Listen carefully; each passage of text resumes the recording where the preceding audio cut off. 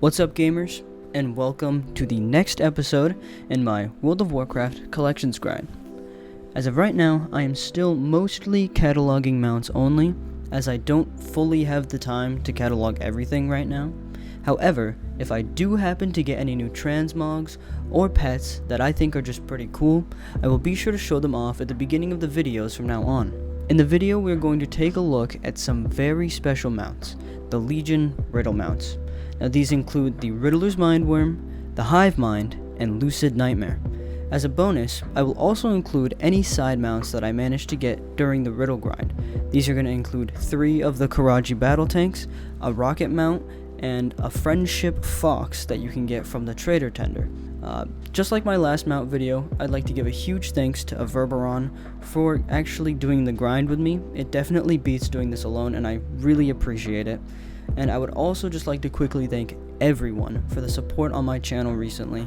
I've managed to hit 1,000 views in the last month, and I gotta say it's really astonishing, and I truly appreciate it. Now I'm gonna cut the intro here, keep it a little shorter, and I hope you guys enjoy the video. First things first, I would like to go over some of the extras that were acquired during the grind.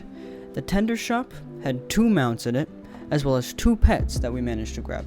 The pets were Nettle and Bugsy, 2 adorable little bugs, and the mounts that we got were the Fur Endship Fox, nice pink fox, and the infinitely better XO Touring Rocket. Now, the pets are nothing too special, just some pretty cute bugs, and the mounts, however, were actually very good in my opinion. The Fox mount is a Valentine's Day themed mount, fit with a pink-white color scheme and a pink heart on its forehead.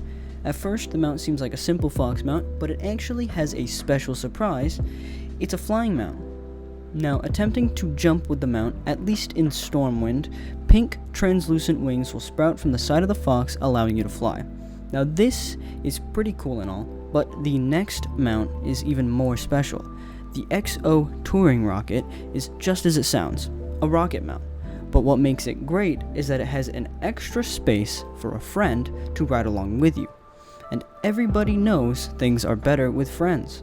I mean, just watch this clip of me and Everberon first riding the mount. Dude, did that rocket just jump? Hold on just a minute. Hold on, how do I... What in the hell? How did you do that?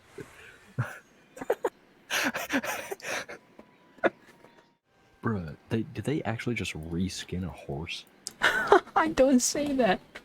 They might have, because it has no animation for flying up. I think they might have just reskinned like the base flying animation stuff. They just reskinned Lucid Nightmare. This is just 2-seated Lucid Nightmare. It's so funny. Now, the last few of the extra mounts that we acquired before we get into the main events were 3 of the 4 Karaji battle tanks that can drop from the Temple of Karaj, excluding the red one. All these mounts are the same except for the color, so to keep it simple, I'm gonna lump them together by saying the mounts themselves are honestly not too bad. Even though they are only usable in the Karaj raid, they do come with some very good history and also manage to look pretty good themselves. Now, without further interruption, I think it's time we get on to the main mounts of the video. Starting off with the Riddler's Mindworm, it is actually the easiest of the 3 mounts to obtain. It's just one large fetch quest of getting notes until you finally head over to the beach on the western side of Westfall and loot the Gift of the Mind Seekers, where you will receive the mount. The steps to get this mount are fairly simple. All you have to do is find 8 different pages spread across the map, seemingly, at least to me, having no correlation at all to the locations you find them. Easy, right? In order, these are page 9, found in the Legion version of Dalaran in the Broken Isles, sitting in the Legerdemain Lounge. Page 78, found on a bench near the Moonwell at the Twilight Grove in Duskwood. Page 161, found near the left edge of Ragnaros' room in Firelands. Page 655, at the right end of the Vernal River Delta in Old State Oldham. Page 845, at the bottom left corner of the Shaw of Pride room, if you're looking at the map, in the Siege of Orgrimmar raid. Page 1127 at the right end of the first staircase after teleporting from the Queen Azshara encounter in Well of Eternity dungeon. Page 2351 found at the leftmost tiger statue near the entrance to the Shadowpawn Monastery in the Kunlai Summit. And lastly, page 5555 at the foot of the second watcher overseeing the entrance to the Halls of Origination in Oldham. After reading all 8 of these notes, you can head to the western shores of Westfall and look between a wreckage to find and loot the gift of the Mindseekers and obtain the Riddler's Mindworm Mount. Now, just to finish off this part, the Riddler's Mindworm is a very good mount. It looks cool, the purple goes well with a lot of transmogs, it's one of those colors that kind of just fits. Generally, if you want to go for a mount, this is one that I would say is a good one to go for. It's not too difficult to get and it looks good. Now, moving on. Alright, so unfortunately, we were not able to get the Hivemind Mount. The issue with getting that is we would have needed 5 people in order to get it, and there was only the 2 of us. So unfortunately, I'm going to have to postpone this mount until I can accrue 5 people together to go and get it. So we are just going to move on to the next mount, the Lucid Nightmare. Lucid Nightmare. The pinnacle of this mount grind, and honestly, not that great of a mount in my opinion. Granted, it was good for the time, but with all of the new mounts you can get, it is just very lackluster. However, the grind for this mount isn't too bad for the most part, just another long fetch quest. Now, the first note is in the Curiosities and More in the Broken Isles version of Dalaran atop a table. Next, we go back to Ulduar. After killing the Deconstructor boss, you can go up to the pile of scrap in the northwest corner. There, you will find a rusty lever which you can flick, causing clickable lights to spawn in the room. Following this pattern, where every square is a light, you are able to click the lights in this pattern and spawn the next note. The third note is in the Temple of Encourage, and after clearing all the bosses before Cthulhu, you can go to the left before Cthulhu's room and past the friendly Dragonkin NPCs. Go up the stairs to a table and click the Mindworm at the top. This will bring up a nice game of Bejeweled to play, with the goal of matching 5 Yogg-Saron brains in a row. Then you can click the note that spawns on the table. The fourth note is in Deepholm. After getting your hands on a Shadow Weave mask, you can enter the Crumbling Depths. Heading in the cave, you will need to locate a fissure that is interactable. This will be behind one of the blocks of stone.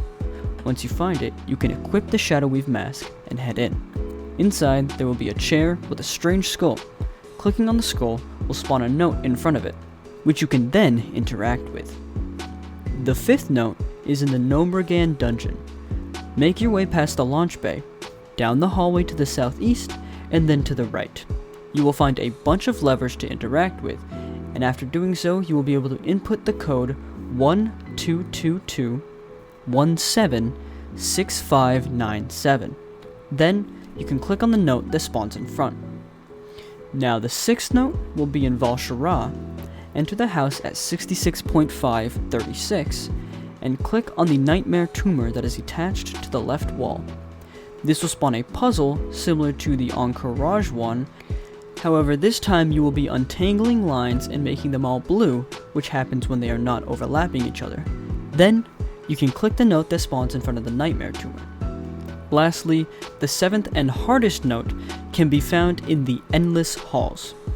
To get there, you will have to go to the Kunlai Summit and find the Tomb of Secrets. Enter it and go to the back of the room and click the urn. Accept the dialogue option and it will teleport you to the Endless Halls. Now, I recommend looking up a guide and having a way to map out the Endless Halls, as it is a semi-random location and can get very confusing. The general idea, however, of what you have to do is find 5 different colored orbs and match them to the rune of the same color. After this, the next room you enter is going to have the note at the center, which you can interact with, and that'll be the last one. Finally, you can head to the Deadwind Pass and enter the Karazhan Crypt. You will have to venture very, very deep into the crypt and find a large pile of bones. At the top of this pile will be a box, similar to the one that had the Mindworm in it. After opening it, you will be rewarded with the Lucid Nightmare Mount. Now, up until the end of this grind, it really isn't too bad, but the Endless Halls portion make this mount almost not worth grinding at all, in my opinion. Granted, it is a lot easier with a mapper and a guide to look at. However, I don't think you should need a mapper to get this mount easily. If you don't have it, you basically have to run around completely randomly and hope you can find all of the things needed for the Endless Halls. And, in my opinion, the look of this mount really doesn't make the tediousness worth it when there are plenty of better mounts that you can get in a lot simpler ways. I will keep the outro a bit shorter and just say thank you all so much for watching, and thank you to Everberon again for helping me with the grind. I really hope you guys enjoyed. The video was generally fun to make. Unfortunately, we couldn't get the Hivemind, but we will get to that at some point. We just need 5 people. Thank you guys so much again, and I will see you in the next video.